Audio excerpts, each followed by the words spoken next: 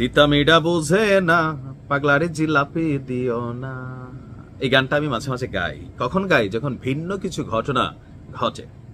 আজকের ক্যারেক্টারে পাগলা হচ্ছে জামাত, আর তিতামিডা যে জায়গাটা বললাম সেটা হচ্ছে জামাতের ভিন্ন যে একটা রাজনৈতিক কৌশল ছিল 5ই আগস্টের পরবর্তী সময়। এটা দেখেন কোন লেভেলে জামাতকে সাপোর্টিং দিচ্ছে। যদি এটা ঘটতে থাকে, জামাত নতুন একটা ইতিহাস তৈরির পথে হাঁটছে। ইভেন আমি অনেকের সাক্ষাৎকার শুনছিলাম, এই সাক্ষাৎকারগুলোর মধ্যে একটা কমন ওয়ার্ড কি, যে জামাতের নেতারা দুর্নীতি করে না, জামাতের নেতারা চাঁদাবাজি করে না। এটা একটা ন্যারেটিভ। জামাত তাদের কর্মের মাধ্যমে হোক, রাজনীতির মাধ্যমে হোক, অথবা অতীতে ক্ষমতায় থাকার কারণে হোক, বা বর্তমানে তাদের রাজনৈতিক অ্যাক্টিভিটিজের কারণে হোক, এই ন্যারেটিভটা তৈরি করতে পারছে যে আওয়ামী লীগ বিএনপি দলগুলো চাঁদাবাজ, আর এটা আওয়ামী লীগ বিএনপি নিজে এস্টাবলিশড করছে। যদিও তারেক রহমান ইতিহাসে সর্বোচ্চ নেতাকর্মীদের বহিষ্কার, দলীয়ভাবে পানিশমেন্ট, এবং কি যেখানে এরকম ঘটনা ঘটে ধৈরা পুলিশে দেওয়ার নির্দেশ দিচ্ছে, কিন্তু থামতেছে না। এই ক্ষেত্রে জামাত একটা পজিটিভ সাপোর্ট পাচ্ছে। তো পজিটিভ সাপোর্টটা কোথায় থেকে পাচ্ছে? যেই জামাতের নাম শুনলে হিন্দুরা ভাবতো এটা তো আমার দলই না। 5ই আগস্ট পরবর্তী সময় জামাত এই ন্যারেটিভটা তৈরি করতে পারছে যে জামাতের অমুসলিম শাখা যেটা খুলছিল, আপনি দেখেন পরিকল্পনা কাজে দিচ্ছে। এর আগে একবার নিউজ দিয়েছিলাম, আজকের নিউজটা আরো বড় আকারে, কারণ একসাথে এখানে মোটামুটি 300-400 ভোট জামাত পাওয়া গেছে। তাও কিভাবে পাচ্ছে দেখেন, ঝিনাইদহে 80টি হিন্দু পরিবার জামাত ইসলামীতে যোগদান করছে। পরিবার কয়টা? একটা দুইটা? 80টা। এখন কেন, কিভাবে হইল? গতকালকে সন্ধ্যায় শৈলকুপার ভান্ডারিপাড়া গ্রামের মন্দিরে উপজেলা জামাতের আমির ASM মতিউর রহমানের মাধ্যমে তারা যোগদান করে, আর ব্যাপক আলোড়ন সৃষ্টি হয়েছে। ভান্ডারিপাড়া গ্রামের একজন হিন্দু ব্যক্তি, জানা হচ্ছে মাতুব্বর বিকাশ, তার বক্তব্য, আমি অনেক আগে থেকেই জামাতের মতাদর্শে বিশ্বাসী ছিলাম। এই ধারাবাহিকতায় আমাদের 3টি সমাজের 80টি পরিবার আনুষ্ঠানিকভাবে জামাতে যোগদান করছে। তো তার বিশ্বাস কি? তার বিশ্বাস জামাত ইসলাম আমাদের ধর্মের মানুষেরও সুরক্ষা দেবে। সেই জামাতের রাজনীতিকে শক্তিশালী করার লক্ষ্যে আমরা কাজ করে যাব।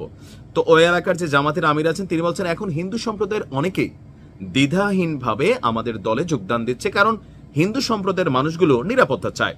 তাদের নিরাপত্তার জন্য জামাত কাজ করে যাচ্ছে।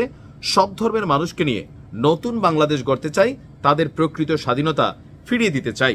এই দৃশ্য দেখে আমার কাছে রাসূল সাল্লাল্লাহু আলাইহি সাল্লামের যুগের পরে বিভিন্ন সময় ইসলামের যে বিকাশ হয়েছে, আপনি দেখেন আমাদের ভারতীয় উপমহাদেশে, বিশেষ করে বাংলাদেশে ইসলামের বিকাশটা যেখান থেকে শুরু হলো হযরত শাহজালাল রহমাতুল্লাহ আলাইহির হাত ধরে।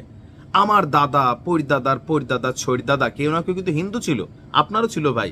কারণ আমাদের এই উপমহাদেশে যখন সেই আপনার মোগল সাম্রাজ্যের ইতিহাস তো জানেন, ইসলামকে নিয়ে তারা এই উপমহাদেশে আসছে, ব্যবসা বাণিজ্য, মুসলিমদের আচার আচরণ দেখা সংখ্যালঘু সম্প্রদায় হিন্দুদের মধ্যে সর্বনিম্ন যে জাতের মানুষগুলো আছে, সর্বনিম্ন হিন্দুদের মধ্যে দেখেন ধর্মের মধ্যে কতগুলো বিভাজন আছে। হিন্দুরা এটা পছন্দ করে না যে একজন ব্রাহ্মণ হচ্ছে সর্বোচ্চ মাপের মানুষ, তার বাড়ির সামনে আপনি জুতা পরে হাঁটতে পারবেন না, তাকে আপনি ছুঁইতে পারবেন না, সে দেবতা তুল্য হয়। তো মানুষের মধ্যে যে বিভাজন, তখন একদম দলিত বা নিচু সম্প্রদায়ের যে হিন্দু যাত্রা ছিল 4 নাম্বার লেভেলে বা 3 নাম্বার লেভেলে, তারা মনে করলো যে না, আরে ইসলাম তো মানুষকে মূল্যায়ন করতেছে, সেখানে কোনো মানুষে ভেদাভেদ নাই, জাতপাত নাই, যে কোনো মানুষ যে কোনো মানুষের জড়াই ধরতেছে, যার তার ঘরে খাবার খাচ্ছে, বিয়ে শাদী হচ্ছে।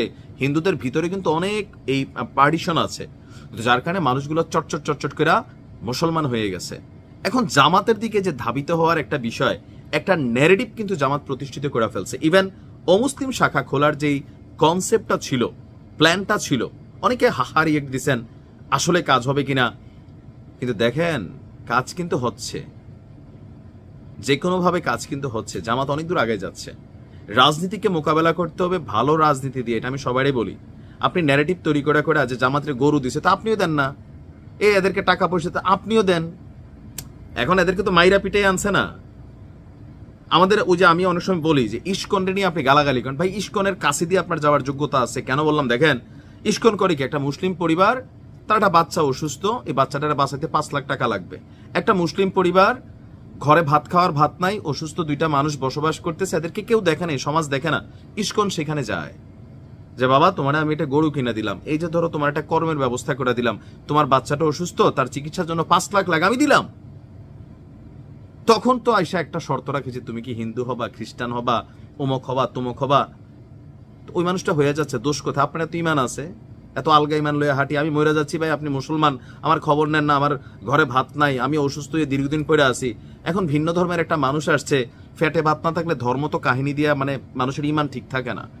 এরা কাজ করে ওইভাবে। রাইট নাও জামাতে এই পলিসি অবলম্বন করতেছে। তো আমি অন্য দলগুলোরে বলবো আপনারাও করেন, মানুষ পাক, তাইলে তো আর এরকম জামাতে যাবে না বা ইস্কনে যাবে না বা খ্রিস্টান হবে না। আপনি আপনার কমিউনিটিতে মনে করতেছেন খালি জান্নাতের লোভ দেখাচ্ছেন, আমার ভাই দুনিয়াতে পেটে ভাত নাই, আমার তো জান্নাতের লোভ আসবে না। আমি নগদে বিশ্বাসী, যতক্ষণ বাচ্চাছি খাইতে চাই, স্বাধীনতা চাই, নিরাপত্তা চাই, এটা যে দিবে আমি তাতেই কনভার্টেড হব। বেশিরভাগ মানুষ এরকমই, বিশেষ করে যারা দরিদ্র লেভেলে বসবাস করে। তো জামাতের এই পলিসিটা খারাপ না, তারা মানুষকে টানতেছে, অন্য দলগুলো এভাবেই টানেন। ভালো থাকুন, আসসালামু আলাইকুম।